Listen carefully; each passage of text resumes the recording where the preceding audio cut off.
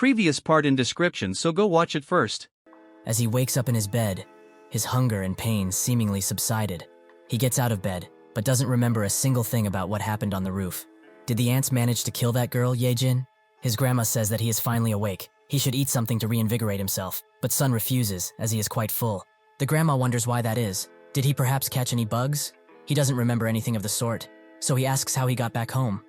She explains that a tall girl carried him here, the one with yellow hair. She brought him here while she was all covered in blood, but she was rather suspicious. Is she of the same species as he is?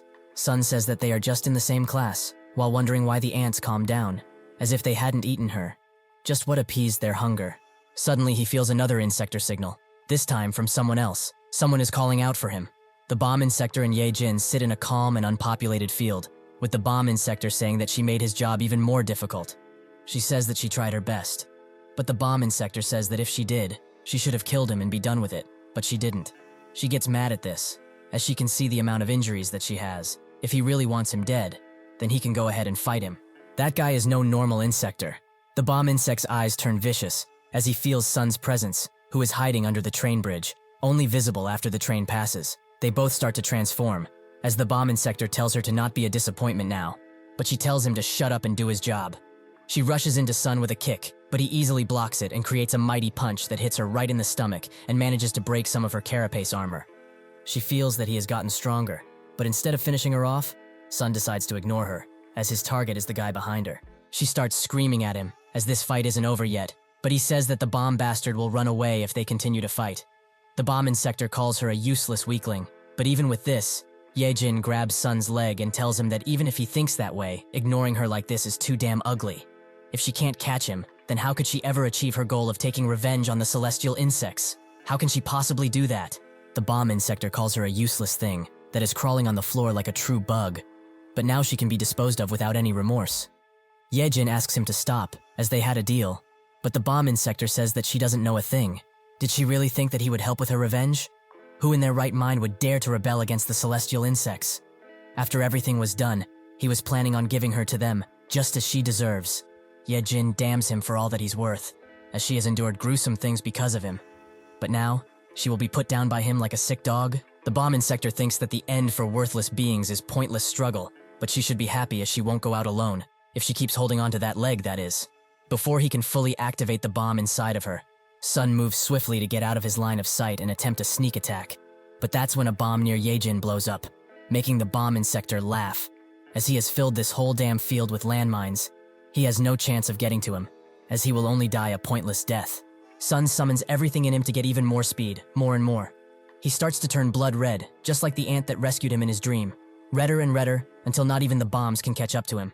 The bomb Insector tries to hit him, but he is too swift, something which even Sun recognizes, as this speed is otherworldly. With this, he is able to easily take out the bomb Insector by tearing off his entire head. As he stops, he wonders where this power is coming from and why his legs have grown to this size. Ye-jin watches in awe as the newly transformed Sun stands victorious.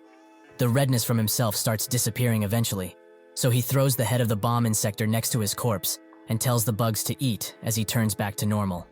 As they do that, Ye-jin notices that he is approaching her, so as he stares deep into her soul, she prepares for the worst, but he lets her go. He just walks past her. This makes her mad, so she tells him to stop, as she has something to ask him. Why did he save her? Does he have a plan or something? Is he also fighting against the celestial insects? That must be it, right? If that is the case, she wants to join. Sun interrupts her and asks a question of his own. What happened on the roof of the school, when he went berserk? She is surprised that he really doesn't remember a single thing, as she thought that he would.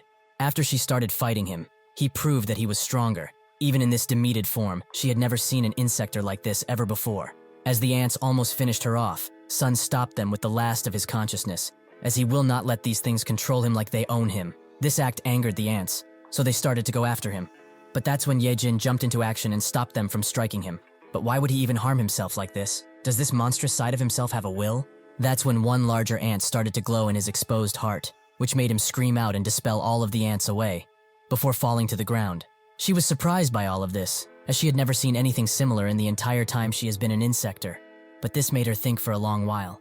Does she kill him, or should she sell him and make some decent cash? That's when she had a thought, that perhaps he is the hidden card that can completely annihilate the celestial insects. That is why she carried him all the way to his house. But from now on, he should think carefully about his next move. He has become the target of the celestial insects. And since this bomb bastard is dead, the supply of humans in this area will decrease. So they have little time before they start digging deeper into what happens. When that happens, can he confidently say that he will be the only target? His family, his friends, even humans, who so much as dared to brush shoulders with him will be targeted. Everything he knows and likes will be hunted down. However, she can help him. If they fight together, they might actually be able to win against them. Sun asks her, help him? He doesn't really care about those things at all. No matter who or what it is, he will devour it, not leaving a trace behind. He suddenly grabs Yejin and starts filling her mouth with ants, which makes her let out a blood-curdling scream. The next day, as school starts, the teacher in Sun's class starts taking attendance. He continues to call out people, but he eventually gets to Yejin, who does not answer, as she is not here. The teacher is quite confused by this, as she is not the type of person to just miss a day, even if she does skip classes. So he asks anyone if they have her contact in order to see what happened. Soo Young's friend says that the strange girl has no friends, which makes Soo Young laugh and say that he heard there was a strange incident at Namuncheon yesterday. His friend says that it must be her, as he has seen her over there a few times. If they report this, they will certainly become big shots. Ye Jin suddenly appears and tells them to stop speaking ridiculous things, but they should come to her after school ends, as she has something that she has to talk with them privately. This makes the two smiley dumbasses not smile anymore. She confirms to the teacher that she is here, and Sun thinks about only one thing as she does so, the celestial insects. At the site of their previous battle, a bunch of bug reapers are gathered, with them only finding a prosthetic leg among the battle site, which makes them think that it's probably the Insector that their leader talked about, a bombardier beetle, as nothing else could have caused so many explosions. After shaking it a bit, they find something in the prosthetic leg, a small sealable package with a strange thing inside of it. Suddenly, a large man appears and looks directly in the direction of the prosthetic leg, with one of the Bug Reaper researchers trying to stop him from entering. This makes the man holding the package look at him, but another Bug Reaper comes next to the intruder and tells him to go away, as this area is too dangerous for normal people like him. Not liking the bug repellent that was put right next to his head, the man removes the Bug Reaper's hand in one fell swoop, making him scream and reveal that he is actually an Insector. The Bug Reapers that are there immediately get ready for battle, and they also try to report to their headquarters that an Insector appeared. But in an instant, the Insector punches them like they are butter, leaving only the Bug Reaper that had the sample. He screams at the top of his lungs, but he cannot hope to win against this Insector. After he is done butchering them, he calls someone and says that the sample has been secured. The man over the phone asks if there were any incidents, but he says that everything is fine, while looking at what the package contains, a certain type of bug. As class continues, Yejin uses a small amount of her power to throw something to Sun, which goes past Cho as well, who notices it. Sun catches it, and it's revealed that it's only a note, asking him to come through the back door after class. He does just that, and they meet behind the school, where Yejin says that this would be the first time they actually talked at school, which feels kind of awkward, because it's so normal. Sun asks what she wants from him, which makes her sigh, as he probably already knows, and this time he can't pretend that he doesn't remember. She thought that she was really going to die from what he did.